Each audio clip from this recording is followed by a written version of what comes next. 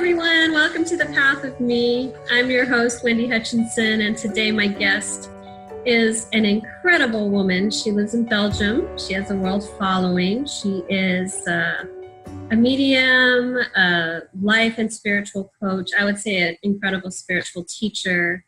She has a world following, and her name is Emma McIntosh. Emmanuel, but I call her Emma. And she also has a show, Rolling with Emma, that she puts out and interviews a lot of interesting guests. So welcome, Emma. Thank you so much for being with me today. How are you? Thank you, Wendy. Thank you for inviting me. I'm good. I'm a little shiny. So it's very hot in Belgium. We're not used to this kind of heat. But, we're doing all right. It's good to have a little shine on once in a while. You look beautiful. Absolutely beautiful. Thanks for joining me. I wanted to introduce you to the audience and talk a little bit about your journey. I know you've done a wide variety of things. So maybe we can just start with the childhood and kind of move forward. I think you were born and raised in Belgium, right? I was born and raised in the town that I still live in today. Wow. I was born 37 years ago. So I don't know. What do you want to know about my childhood?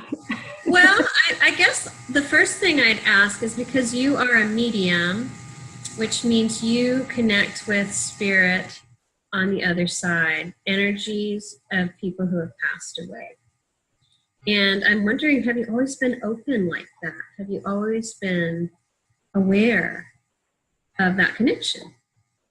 Well, I wasn't always consciously aware of it. I remember when I was little, I would feel like I was being watched all the time, like in my house. Going upstairs, for example, alone, going to the bedroom for me was very scary. I remember running up the stairs to get what I want, run back down, especially at night, especially in the evenings. It would intensify in the evenings. So I was scared of the dark for a very long time. I looked under my bed for about 15 years every night. I also noticed that I had a really close connection with animals, and it's almost like I could feel what they were trying to say, or I just kind of understood them. So I was very close to nature, very close to animals. Anytime an animal was wounded, doesn't matter from where, people would just ring the doorbell and say, "Did your daughter try to heal them?" Animals that I would try and save, which it never really worked. I never got to save any of them, but I took care of them, and I just felt really closely connected, like I could understand them in some way or form. And then the other thing that I noticed was that when people's faces, and I noticed this very early on, people's faces never seemed to match to the energy, the vibration that I got from them. So when I was talking, or usually my mom was talking to them, I was just standing there holding mom's hand, I would notice that they were laughing and smiling, but every time I looked at the lady, I felt really sad. And so you were very sensitive. You were very empathic to the... Right, and I was very, empathic, and I could just sense that there was a lot more going on that I didn't understand back then, but I could feel that there was something not right. And I remember, it didn't match up. And I remember when sometimes we left, and I would say, I would tell my mom, although she was smiling, I would say, "Why is she so sad?" And my mom would look at me like, "What do you mean?" She was laughing. Right. That didn't quite fit. So it kind of, the sensitivity started, but I wasn't aware that it was me picking up frequencies. I didn't know that the feeling of being watched was me picking up on these entities, these spirits that were with me. And so most of the time it just kind of scared me. Now, I was lucky enough to be born into a family that despite the many, many problems we went through, was very open. My parents are not really religious. And they were open to, hey, there must be something out there other than this, and we're not quite sure what, but whenever something funny or weird happens, my mom would say, it's probably just the spirit. She would just kind of blow it off. She probably thought I was just imagining things. But I remember the last time I got I think I was 16, and I was studying for an exam, and I studied the best in the morning. I'm really good in the morning just for the studying. The studying for me has always been hard. I have problems with reading and absorbing the information that way. Mm-hmm. So studying for me was really hard. And so I was the clearest in the morning, and then I would get up at like 2, 3 o'clock in the morning. Wow. It's still dark outside, so I had a little light on next to me, and I was just sitting in the couch downstairs while everybody was sleeping upstairs, trying to memorize my page. And I remember I was, saying the words in my head, and I was looking up, and all of a sudden I see this big bright light right above me, very round light. And I'm like, but I could also see the light that was next to me, my lamp, right, was next to it. So I was like, okay, well, it's not the lamp. So I was like looking around, but there were no lights on anywhere else. I was looking around, and I couldn't see anywhere where this light was coming from. Where was this reflecting from? And I looked back up, and it's still there. And all of a sudden, it just swooches up to the left and swooches back, and it disappears. And I'm like, whoa, what was that? So I turned all these lights on because I was scared. I was like, what was that? And so when my mom and dad came down, I was like, Mom, there was this light. I was going that way and that way. And my mom's reaction was just, it's probably just your angel trying to help you, honey. So I like that she's so calm about it. Like, don't worry.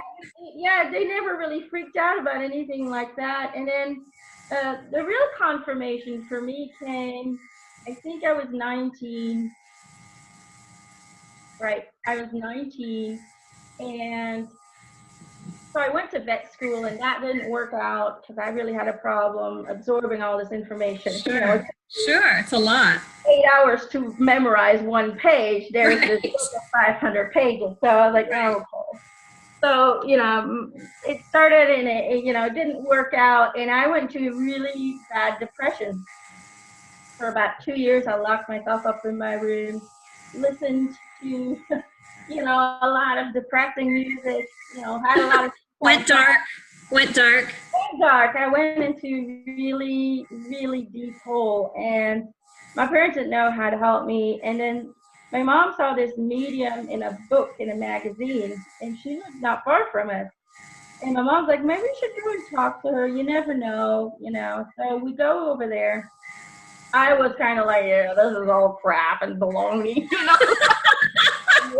The irony of that. Right, because, I was 19, I was depressed, I just really didn't give a shit anymore, and I didn't believe in anything anymore. I had totally lost myself, when I was little, when I was 8 years old, I was raped by my grandfather, and that just added on to all the depression and the insecurities and all of that. Of course. But so I went to this medium, and she was maybe a few years older than me, and I was like, okay. And so I went there, and she just started talking, and a lot of stuff was like, yeah, okay, yes, I do that, and a lot of stuff resonated, and I still wasn't quite convinced. But I took the information and I grabbed it. But at one point in the reading, and my dad was sitting next to me, she goes, there's this big closet right in front of your couch. Your TV set is in it, she said. And your what is in it? Our TV set. The TV oh, okay, yeah.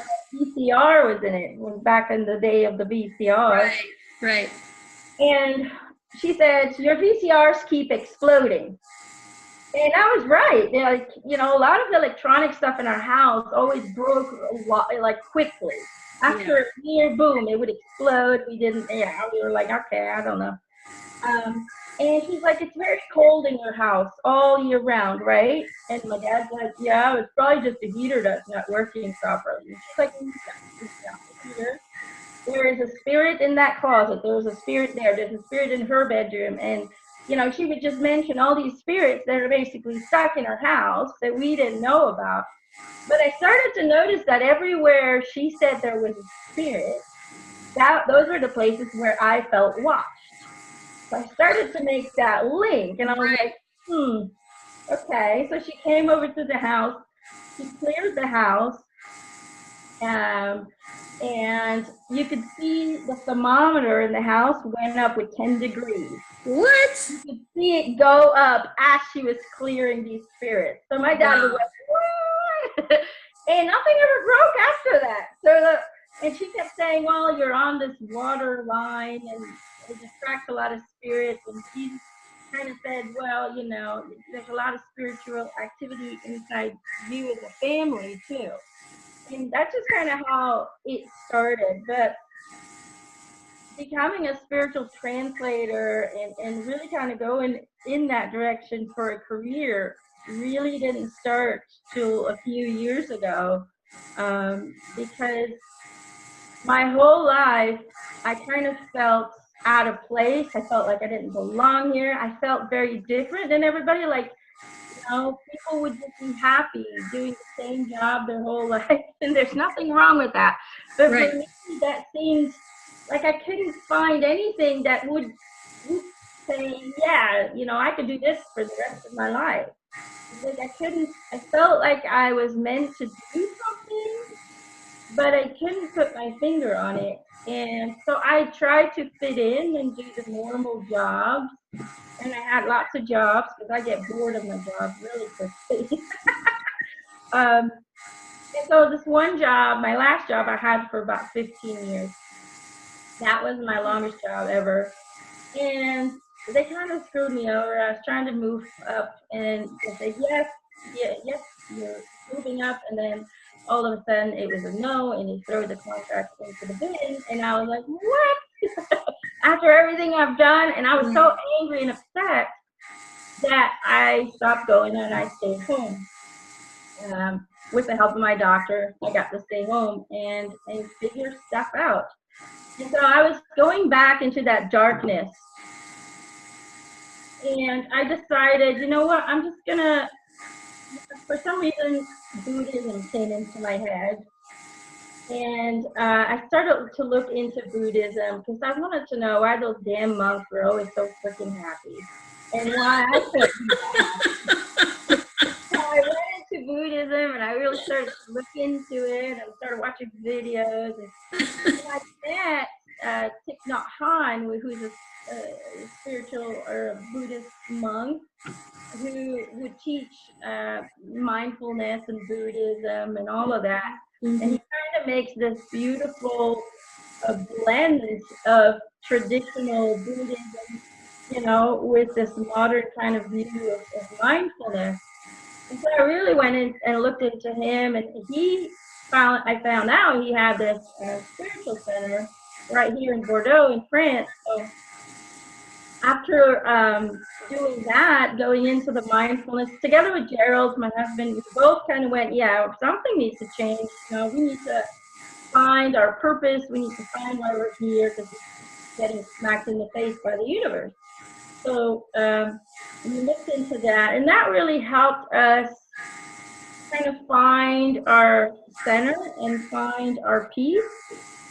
And we learned how to meditate.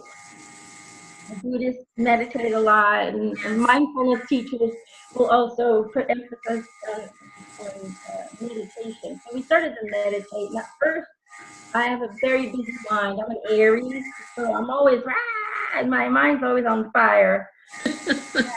Always thinking millions of thoughts. So at first, it was very hard for me to really kind of relax into that mindful state of being and into the meditation. But the more I did it, the more I kind of let go and just say, fuck it, I'm just going to relax.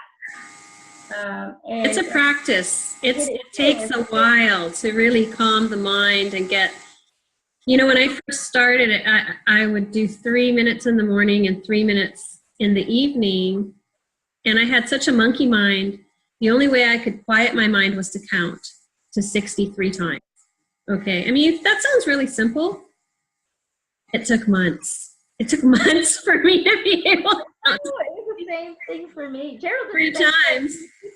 Counting to 10 and go back. And resetting because my mind would be like, pew, pew, pew, pew, Now I'm very zen, but boy, it was a process to get here. It's a process, and I think a lot of people get discouraged. Mm-hmm. After several months. I remember for me, I started to talk in my head. I would say things like, just focus on the breathing. I'm breathing in, I'm breathing out. I would just repeat that over and over again. Or I had this mantra that I got from Bruce Lee, and I would say, I am fearless, I am formless, I am invincible. And I would just repeat that over and over and over and over. I love that. I'm fearless, I'm formless, I'm invincible. I love that mantra. And I would just repeat that over and over and over again. And then all of a sudden, it started out with 3 minutes, then went to 4, and then went to 5. And eventually, I think after about 6 to 7 months, I would just close my eyes, and when I would open them, it's like 2 hours later, I was like, whoa. Didn't feel like 2 hours, but it felt to me like I was under for about 30 minutes, and I opened my eyes 2 hours later. I'm like, whoa. And the more I calmed down, the more I started noticing that these thoughts would come into my head that didn't really seem to come from me. And I thought, well, is it my imagination? And I was like, no, because I really have zero imagination. I remember in school they would say, write an essay, and I would be like, about what? I mean, I had zero imagination. I couldn't even make up a story if I wanted to. And Gerald has a wild imagination, but for me, I can't even picture my own children's minds, their faces in my mind. I can't even do that. So I'm non-visual. When I try to visualize something, nothing's going to happen. I just can't see it. Right. So all of a sudden these pictures would come into my head, and I'm like, normally I don't see pictures. Normally, I don't get these kind of thoughts. So it got your attention because it was very different from what you were used to. Very different than what I was used to. And I started asking questions in my mind, and I seemed to be getting answers. So that was like, okay. But still, you don't make the link that there's this spirit talking, communicating or connecting. Well, maybe God or source or something is out there communicating, but you're not really sure. And then all of a sudden, I was looking up stuff online on YouTube. I don't remember what I was looking up, but it was nothing spiritual.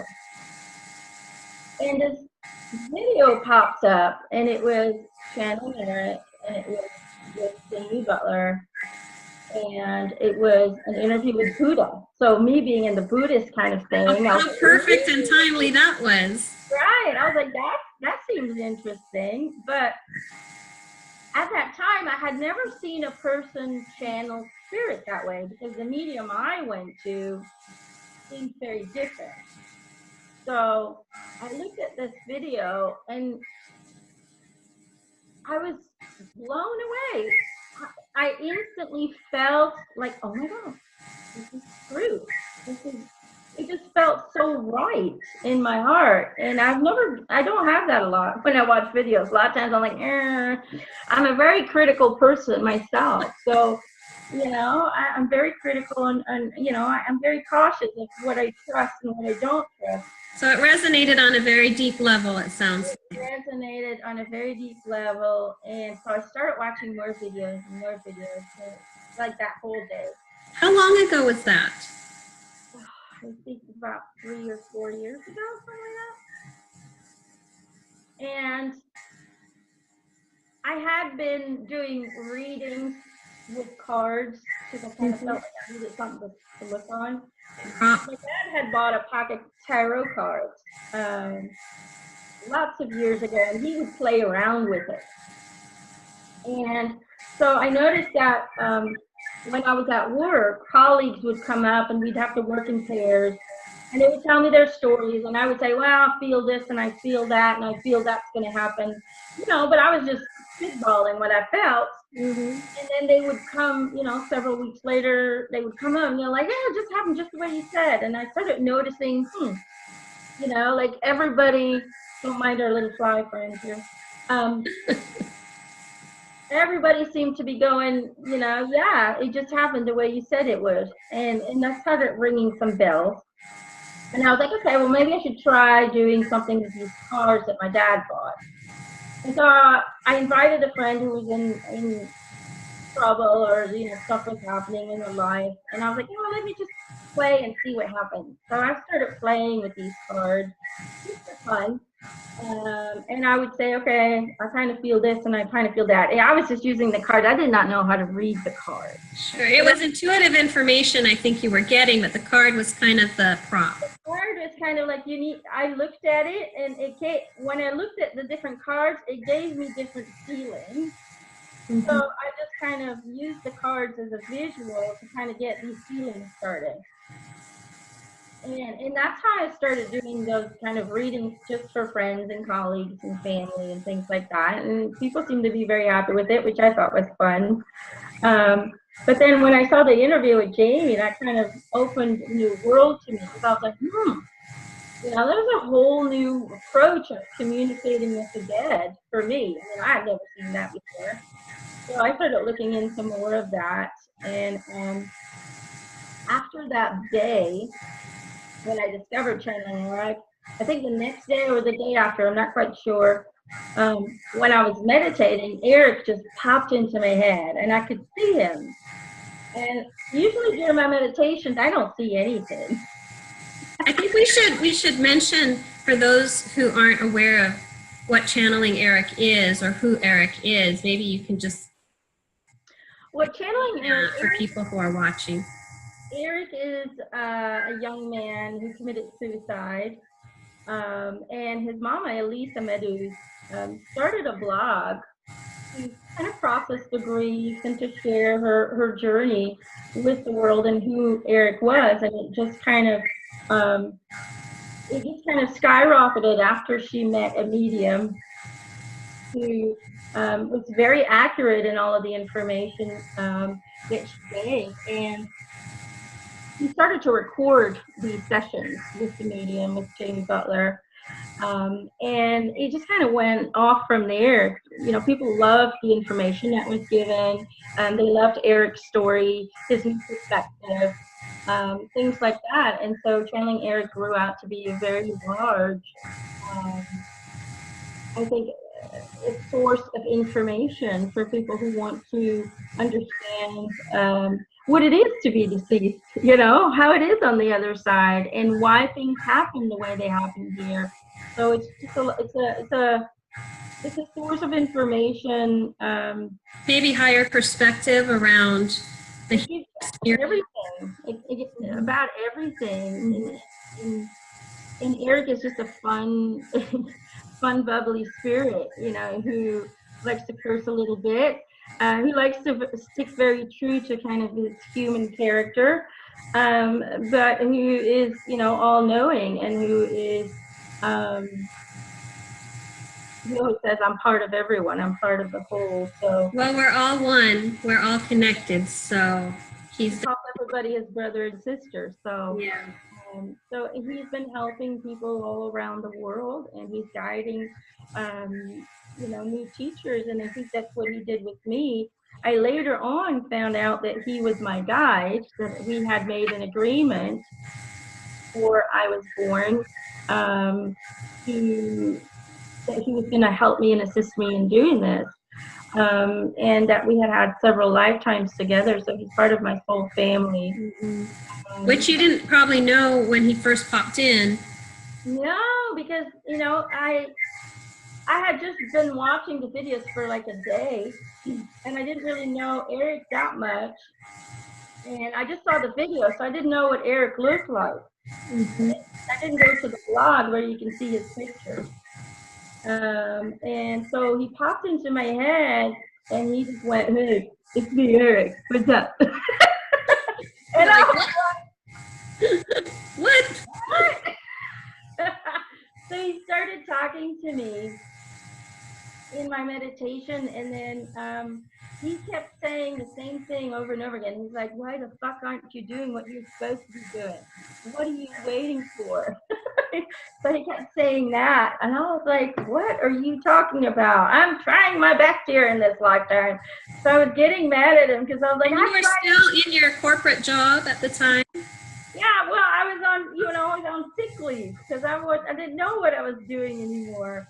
And I had tried so many different jobs, and I had traveled to America, and I worked there as a full-time wrangler for a little bit, and then I went back home because my visa was done. I got a visa for like 3 years to work at the YMCA in Colorado, which was an amazing experience for me. That's where I really got to know myself. Yeah. Because I had come out of that 2-year depression, and Right. there was a point where I said, yeah, either I jump out the window now and get it over with, or I do something about it. And I had the crazy idea, okay, let's just get on an airplane and go. I'm amazed. I'm amazed you did that you just really I just went went. to America. I needed to, and all of a sudden I was all alone because, because of the rape I went through with my grandfather, and because of the fact that I never told my parents, I just held on to it.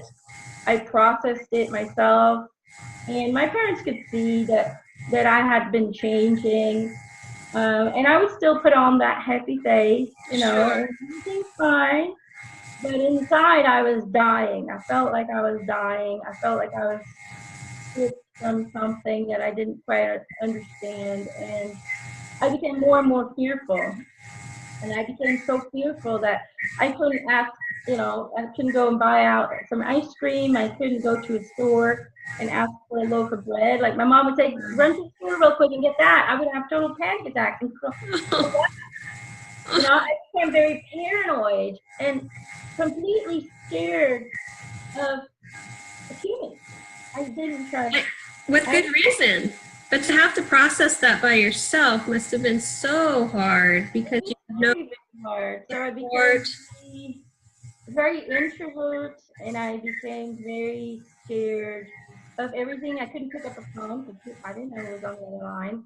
So if my parents would call the house and I was home alone, I didn't answer. I don't think I started answering phones till I was 17 years old. Wow. So for a very long time, I was scared of everything. And animals for me were my comfort. I trusted animals. I didn't trust people. And so that didn't help me as I grew older to make friends. I didn't make many friends. Must have been a very solitary life. I stayed home. I was very much a homebody. Friends would invite me, "Hey, let's go to the bar, let's go to the pub, you get older, just want to be cool, hang out and stuff like that. Let's go to the party." I would always say no, no, no. It would always be no. So I became very isolated, and the only people I hang out with was my parents and my brother. That was it. Yeah. And our family was very small because luckily when I was little, after my grandfather would rape me, he also kind of went after my mom, which was actually a good thing for me because then that shut down the relationship with them. So I didn't have to go there anymore. But so the family was very small, so I always felt very isolated, and that was okay. I was living in my little bubble, but it was really hard for me as I became 18 and I had to go out and go to college or to university and do everything on my own. Oh my God, That sounds very traumatic. Traumatic if you're used to being home. quite succeed in that aspect either because I just had no control over my feelings and my panic attacks and my anxieties and so after I wanted to be a vet. I mean, the only thing I was good at was animals.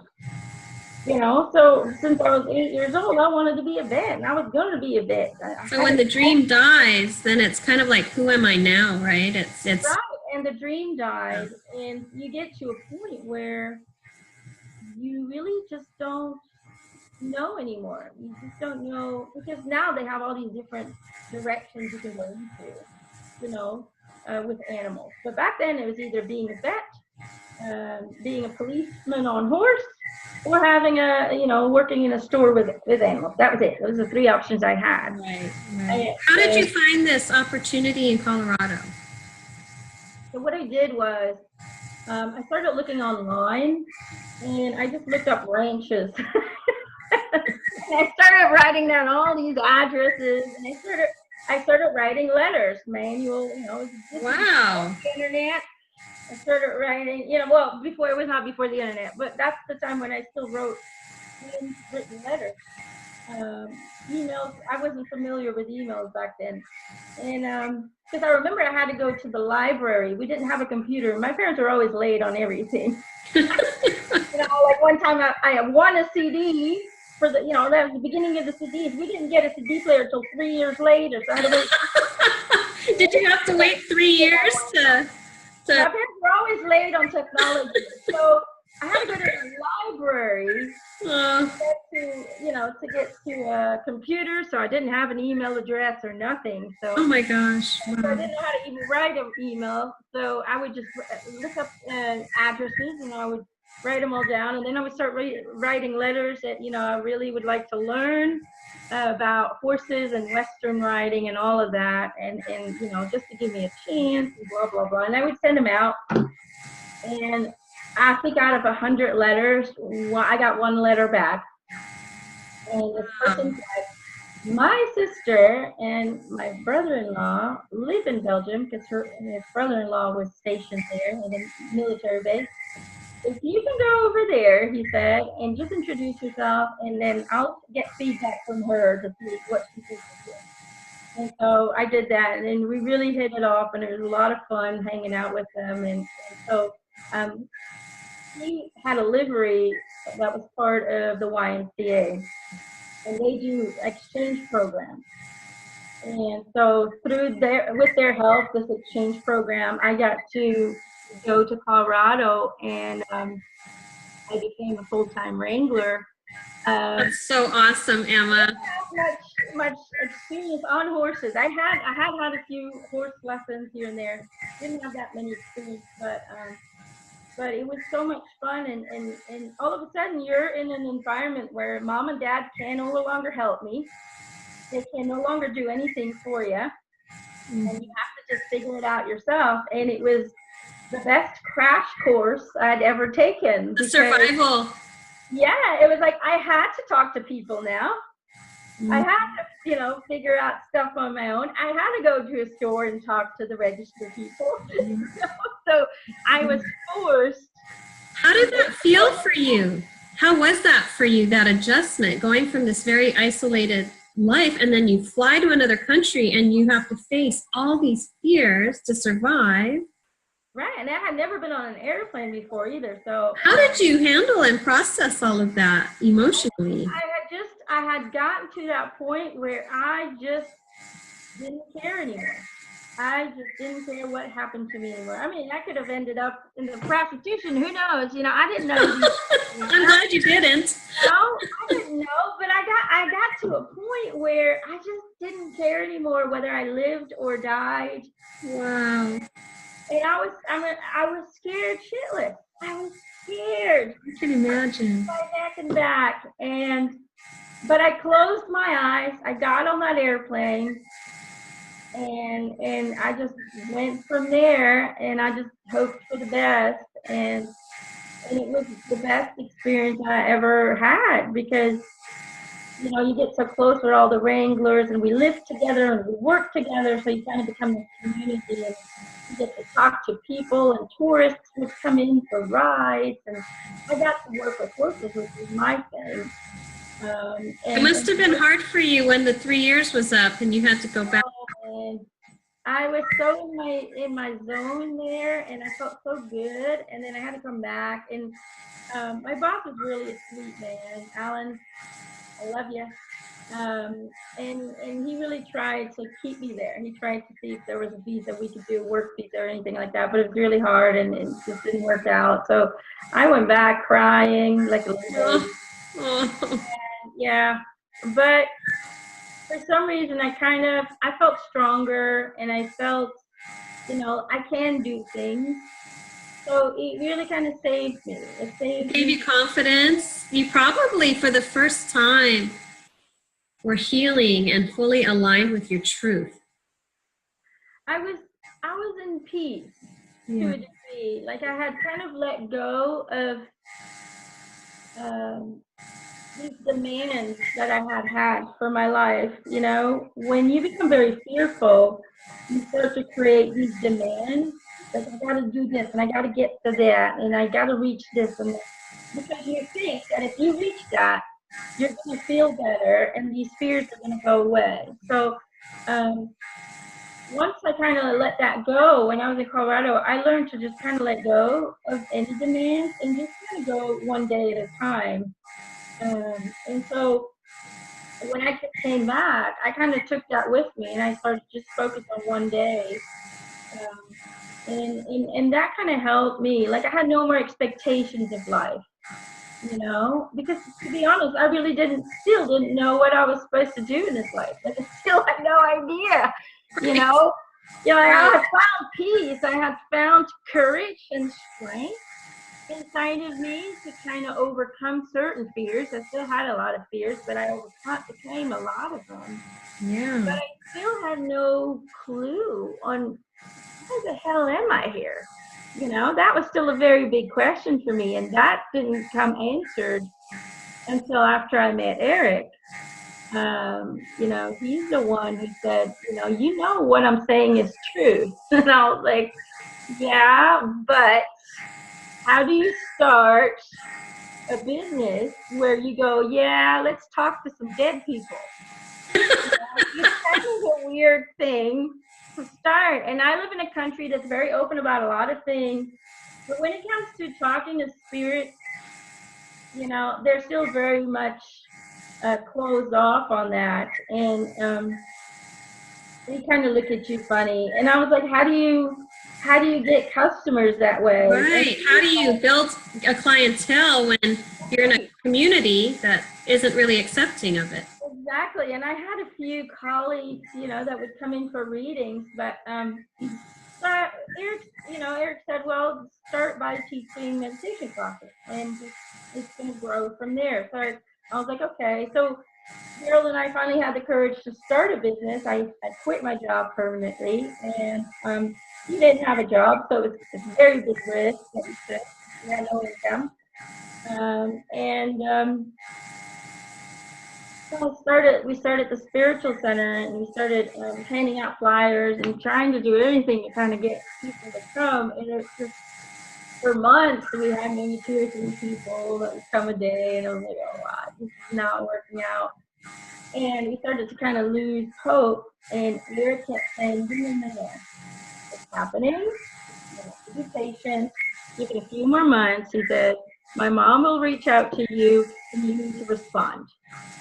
And I was like, right, your mom's going to reach out to me. She doesn't even know who I am.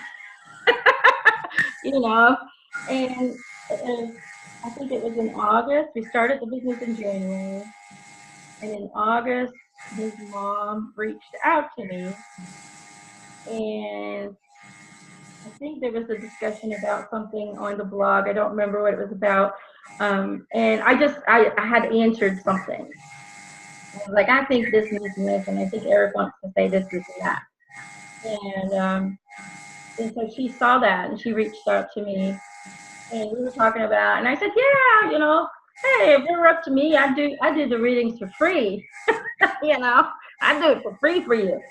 And she was like, oh, well, maybe you should just be a guest speaker and see how that works out. So she invited me to do one session, and I was scared to death. I almost peed my pants. Because, I've been doing readings, but usually I do it with some cards to kind of give me confidence. Mm-hmm. And you know, and when you're just in a calm environment, it's easy to just go, yeah, I feel this, and I feel like they're trying to tell you this, and I feel like they're trying to tell you that, because I don't hear, you know, a lot of people think I hear voices talking to me in my ear, but I don't. I get thoughts, I get visualizations, and I get feelings, and I have to put all those three components together, kind of like a puzzle, you know, to bring forth these messages. I So think it's not also people don't realize that there's no universal language. So every medium has their own kind of book of symbols, references, and way they process the information. So if you're seeing a symbol for a rose or love that represents love for you, that might be very different for a different medium. So you're kind of through experience building this dictionary or library of communication, right? Interpretation. right. But for me, it just, you know, Eric would just tell me, just talk. Just talk. Don't think, talk. Is what he would tell me. But the way that they've explained it to me, you know, spirits don't use words. They don't use a language. It's a frequency, right? Yeah, they use energetic frequencies, vibration. And the medium's kind of like the radio, you know, they are picking up these signals, and their body, their physical body, their energetic body translates those signals in ways that individual medium can understand, that they're sensitive for. And so some people, like Jamie, she will see the energies and all of that. You know, I don't see the energies, but I get visualizations, kind of like daydreaming. Like your eyes are open, but you're seeing stuff happen in your mind's eye. I see that, but I don't see them with my eyes. Mm-hmm. You know, and really that's what it is. We're just a tool to translate them, and everybody's always communicating with them all the time, but it's about opening up your awareness to it. And it's really about trusting yourself and trusting your team, because you need to trust yourself that what comes out of you, you know, is what what your client needs to hear at that time. Almost like you need to trust the process and get out of your own way.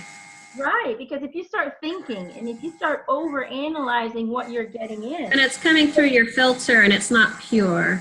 Right, you're starting to, you know, mold onto it, and you're starting to change stuff without yourself even knowing that you're changing it. So for me, I know that I use three things: the thoughts, the visualizations, and the feelings.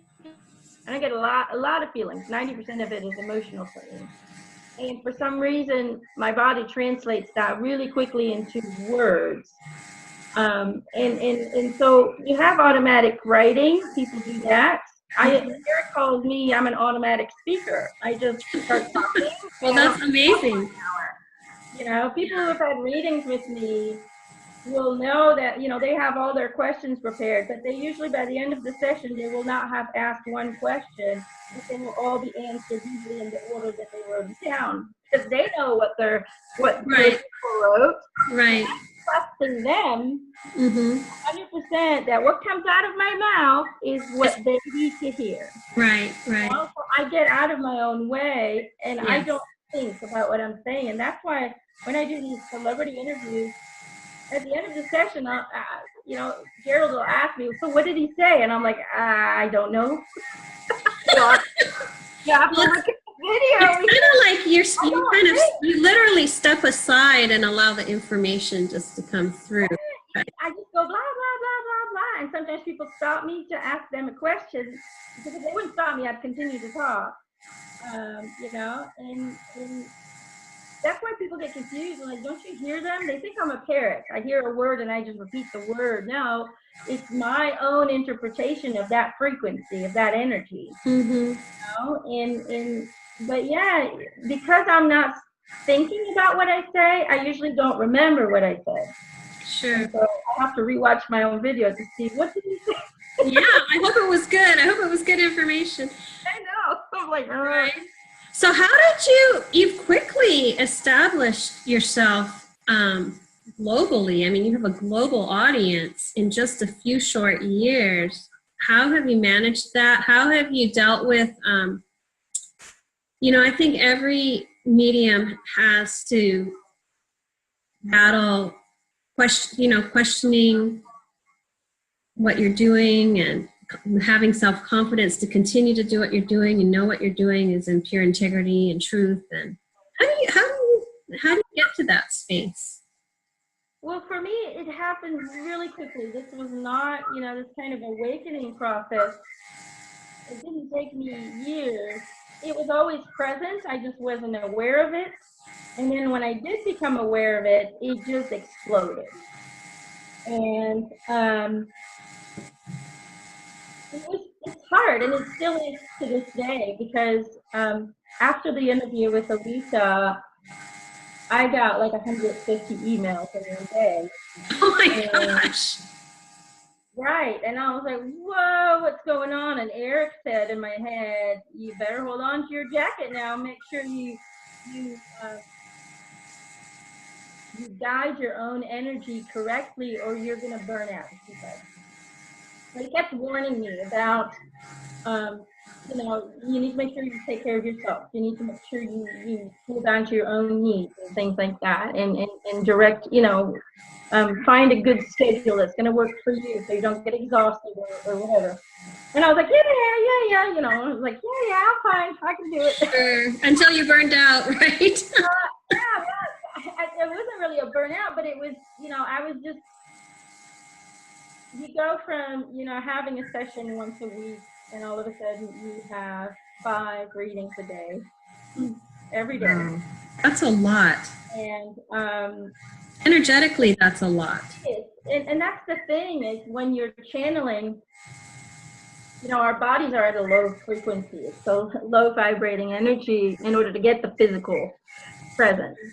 And so when you're channeling, subconsciously, you're raising your vibration, and you're constantly in this higher vibration with your mind, but your body's still in the low vibration. So you have 2 bodies. You have your physical body and your spiritual body, and my spiritual body was up here while my physical body is up here. So it's really tiring on the body, because you're constantly up and down, up and down. Yeah. Yes. And I didn't know that, of course. I was just like, yeah, that's fine. It's going to be fine. So I did reading, and everybody's happy, and I was happy that everybody was happy. But I started to notice that I was getting more and more tired, and I also didn't have any more time for my family, because I would work 6 days a week, and on Sunday I was so tired that I would just sleep the whole day. Right. And so my kids didn't have anything on me anymore. And my husband was like, hey, we're still here too, Yeah. So it's really hard for me to find a schedule, where you don't have to disappoint too many people, because I had to reduce my number of readings. I do 4 to about 3 a day now, but 4 is still that's still a lot, Emma. 4 is still pushing it, but it's so hard for me to say no. There's so many people out there who are suicidal, or who are on their deathbed, who are ill, and the doctors gave them another week, and they just want to make sure who's going to be out there to greet me. It's so hard to say, well, I'll see you in a few months, when they're only having a week, when the prognosis is a week. Yeah. So, it's so hard to say no to those kind of spaces, Mm-hmm. And, but you can't you can't do it all. I mean, you're one person, and you do have to honor your personal space, your personal life. Your children, your family are important, and I know you know that. And sometimes, yeah, but I had to learn to say no. Yeah. I had to learn to really, it's saying yes to yourself. It's not really saying no to the other person. It's saying yes to yourself and honoring what you need, because in order to be the highest and best version of you, you need to set boundaries and create space for yourself to replenish and renourish, nourish your soul and your family and your spirit. Right. And it's just a learning process, and to everybody out there who wants to become a medium, that's the best advice that I can give them is, don't overexhaust yourself, and make sure that you have me time and you have family time as well. And, even to this day, because I was booked up so far ahead, my new schedule is going to be completely different now. Starting 2019, because I've learned to kind of make a better schedule for myself. But it's hard because people count on you, and there's so many people in pain, and there's so many people grieving, and it's really hard when they kind of put their life in your hands. You have emails where you go, if I don't get to talk to you, I'm killing myself today. And oh my gosh, that's a lot of pressure on you. it's very tough. It is very tough to say, I'm sorry, but I just can't get you in. It's really tough. And I usually recommend somebody else and hope that they find from there. But it's tough when people put that pressure and these expectations upon you as well. And my biggest advice also is when you come to a reading, don't have any expectations, don't have any demands, because some people really have high expectations and they want specific things to come in. And I can guarantee you, if you want specific validations or specific answers, you're not going to get them, because that frequency comes from fear. When you're demanding certain things to be a certain way, it comes from a certain fear. And anything that's fear-based just puts up blocks of exactly that you want. And when you come to a reading, I always tell people, just be open-minded, open up your heart and your mind to receive whatever comes in. And if you don't have any expectations, usually, what you wanted to hear, but you can put the demand on it, will be given to you. Because it comes with open reception. But when you try to control a reading, you're not going to get the benefit out of it. You're just going to get cut up information that's blocked, that you won't get. I think a lot of people need to trust the process. Yeah. Just around getting a reading, but I think people need to trust the process unfolding in life in general. Because the more we go into fear frequencies, lower vibrational frequencies, anger, fear, anxiety, depression, it's very restrictive, and it creates separation from everything. And when you're in a place of allowing and acceptance and knowing that what is coming to us is exactly what we need, we kind of have a human mind that's always trying to control our outcomes in our lives and get answers and trying to make things fit into these boxes, right? But then we also don't always see that there's a higher perspective, that we be given what we need regardless. That's true for you. I always tell people, spirits won't tell you what you want to hear. They'll tell you what you need to hear.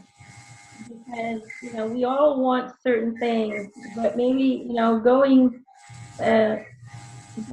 let's say, you want to be happy, and you think you're only going to be happy if you get that specific job or if you get that specific girl. Spirits might not always tell you, yeah, that's what's going to happen, because first of all, they don't like to do future predictions, because you're in control, people, not them. They don't decide what to do, you decide what you do. They're just here to guide you so you can fulfill what you wanted to fulfill here, what you wanted to experience here. And they can guide you, but you still have the free will to go completely in a different direction. Right. And they will continue to support you in that direction. So a lot of people want specifics on future events. When is my husband coming? And what does he look like? And what does he do for a job? And what is his name? And how old is he? Right. All the specifics. very specific stuff, and they will give you squat. I can tell you that. They're not going to give you that information. Why? Because they know if they give you that information, you're going to be looking for that person. You're going to totally fuck it up. Instead of allowing it to just come organically, right? Right. It's about the information they will give you is going to be helping you in finding your own answers, in finding direction, in learning how to expand as a soul, and so on and so forth. So you can attract that you wish to experience. But they are not going to give you, at least not from my experience. They don't give specific details when it comes to future predictions. Sure. When it comes to current situations, I just got an email from a lady, Martine. Her dog was chewing on his paw like crazy, and so it became very big wound. And asked her spiritual team what she should put on it, because she didn't want to put him on medication and drug him and all that. And they gave her, some kind of, I don't remember what it was, but some kind of ointment that she needed to put on there, some kind of oil, whatever. And I just got an email back from her that she, everything happened exactly the way that they said it was going to happen. And that she was so happy because what they had prescribed for the dog really worked, and he got better really fast, and it's completely healed up. So, they can give you specifics in the now moment, but when it comes to future predictions, every thought, every feeling, all the energy that we send out on a day-to-day basis determine what we attract, what we manifest in our future. So they can't give you very specifics. They can say, well, in your contract, you might, you're supposed to have children, and you're supposed to, maybe go in a direction career-wise. You're a healer, or you're great with, But there's still free will. There's still free will choice, and so that's the wild card, right? That's it. And I think, I always hear them say the same thing over and over again to everyone and to me, which I'm still working on, is surrender. Allow your life to appear in front of you every day, one day at a time. Know what you want to experience, but also know it's already happening. It's already being set up for you. And just enjoy your day-to-day life, knowing that is already in this way. And if you can allow the universe to bring it at your own flow, then it's going to happen, and you will create it and attract it into your reality. The problem is we get into our own way. All the time. All the time, even us, we have our back too, where we're like, screw this. Yes. We're still human, and we still have the human emotions. And absolutely.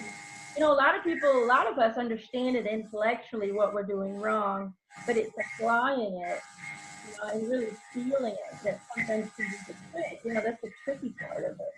So that's the thing when it comes to reading. I have a blast with readings because I never know, what's going to happen. I never know what's going to be said. People always really talk a lot about how I can come up with names. Let me explain how I do that.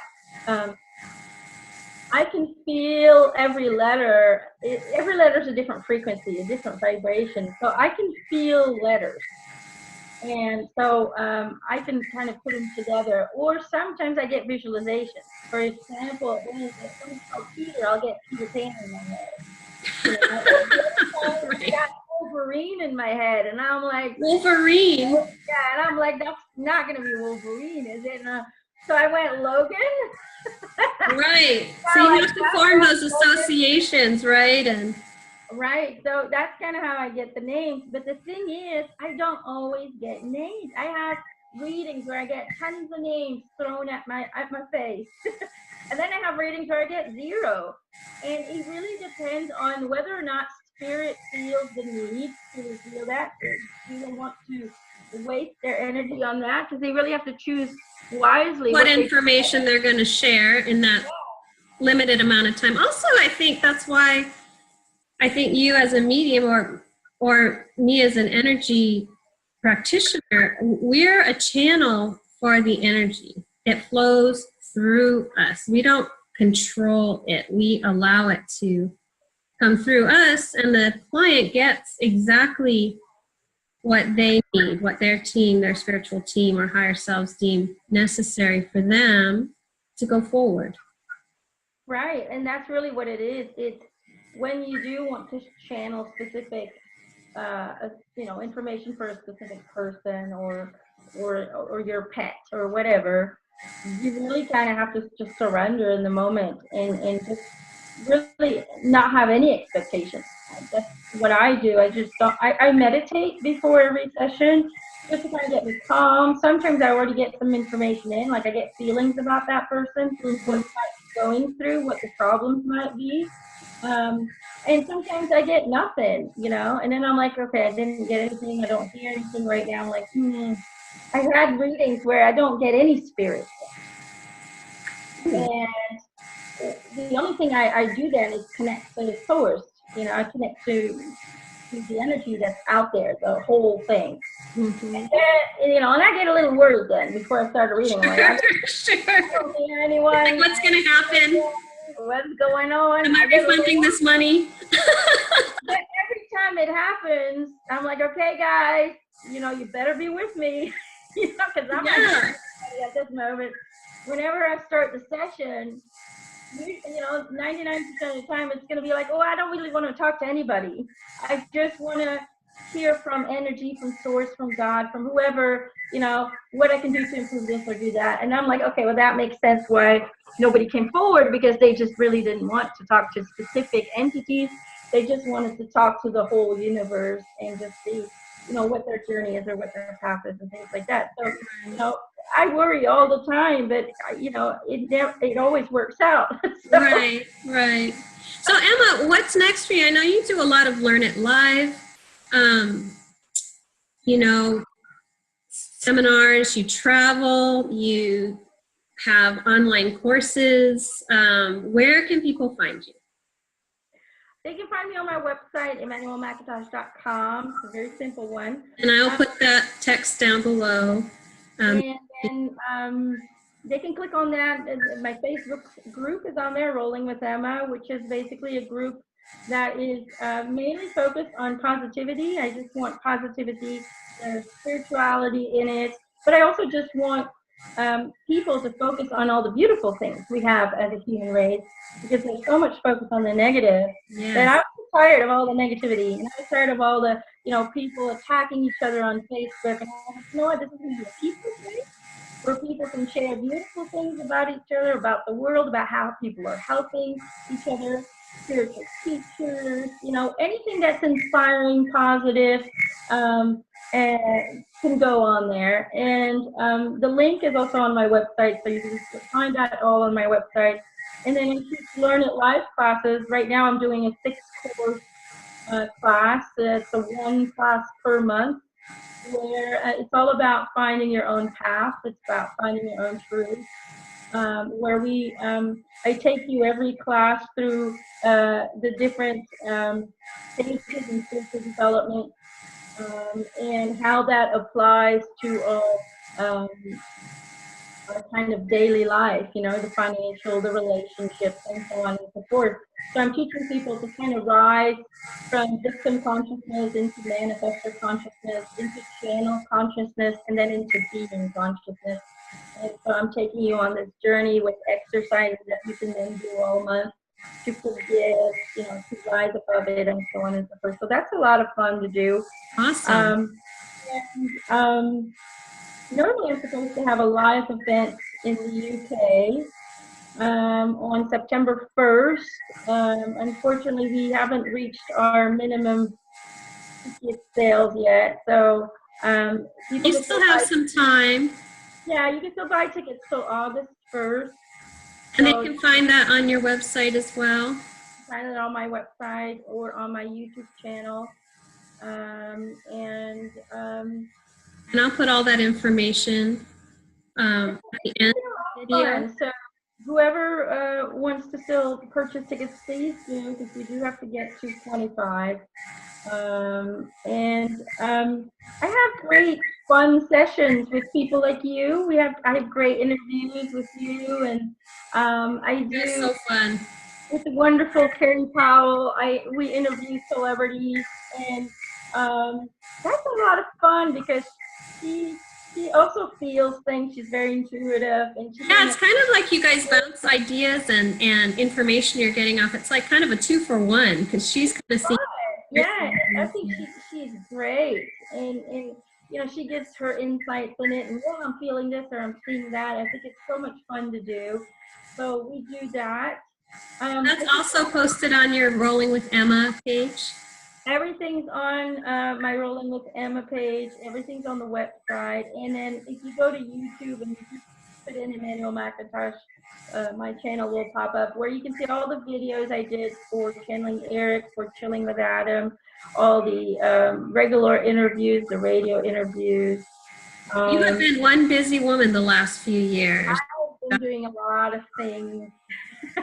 I'm trying, and every now and then I do a messages from beyond, which is basically every now and then I get these messages in that don't seem to be for my client at the time, or I'm just taking a shower or I'm cooking, and this kind of voice kind of pops into my head. I get these thoughts of people who just want to say hi to their loved ones, let them know that they're okay.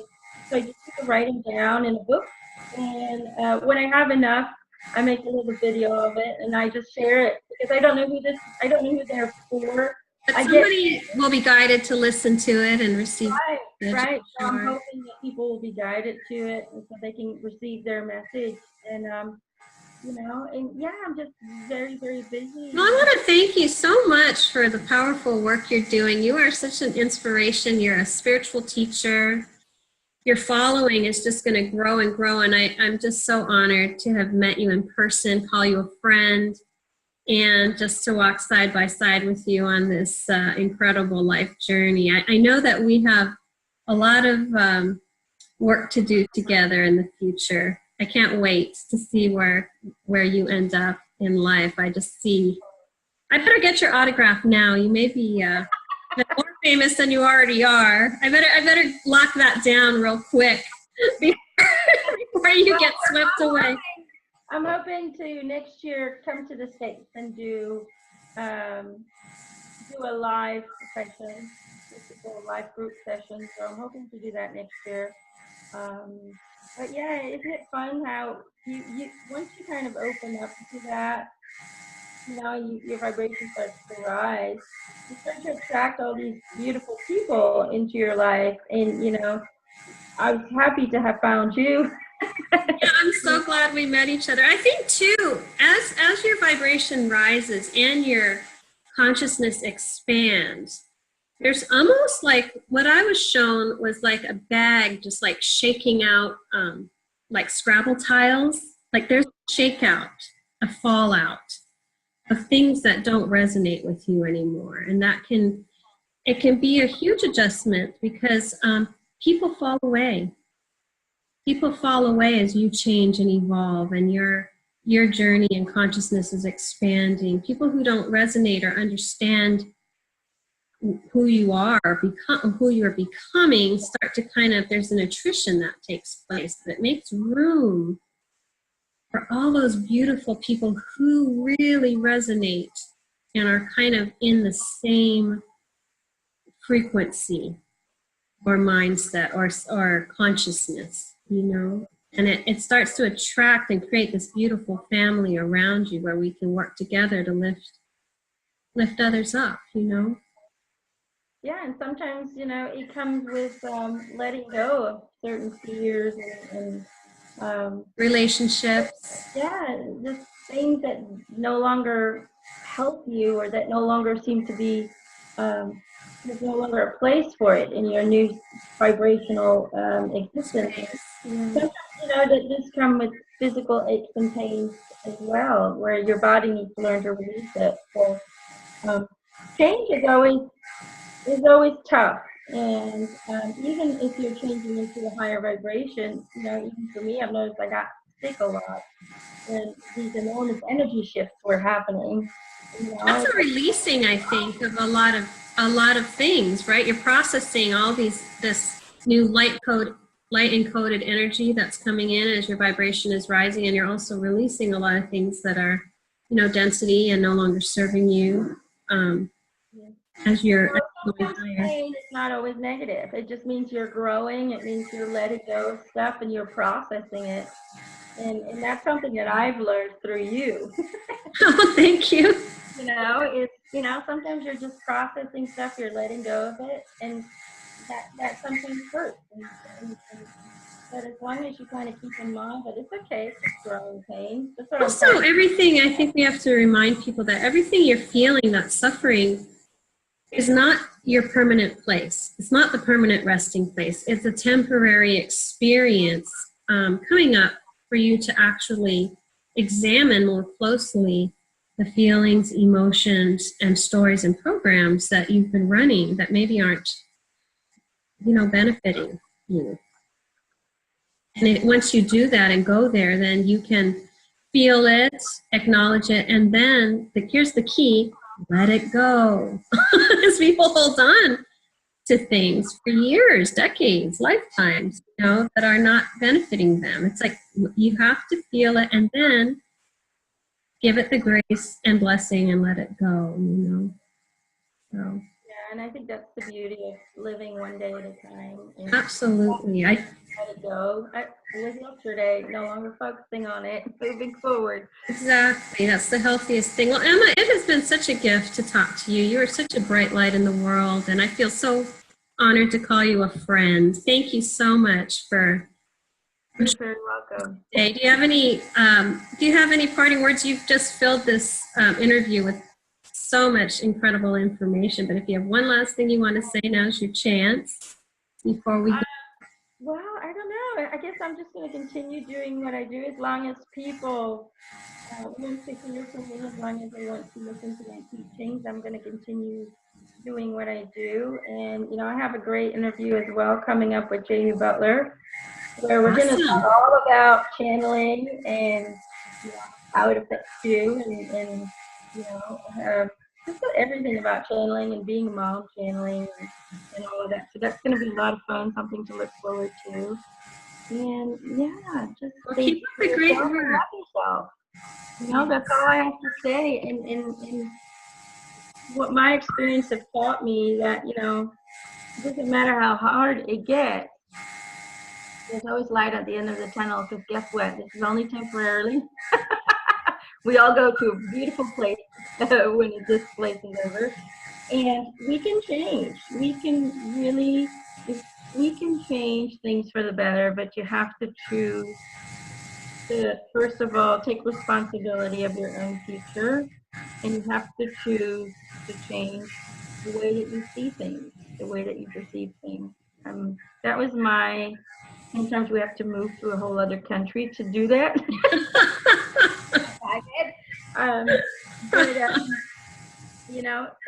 It really, life is a choice. And although we sometimes feel like we're stuck and we're being victimized by others, we still choose to feel and experience that pain. So you can choose to experience, to rise above it, and to not allow anything or anyone to hurt you in any way or form. So choose you, and then everybody else will benefit from that beautiful soul that you really are. That's my final answer. That is beautifully said. Thank you so much for your incredible wisdom. Well, thank you everybody for tuning in today. It's been an honor to interview Emma McIntosh. I hope you'll check out her website. And I also invite you to subscribe, like, and share to this, The Path of Me interview series under my name. Wendy Hutchinson is the name of my YouTube channel. So I hope y'all have a beautiful day. I love y'all, and be kind to yourself. Thank you.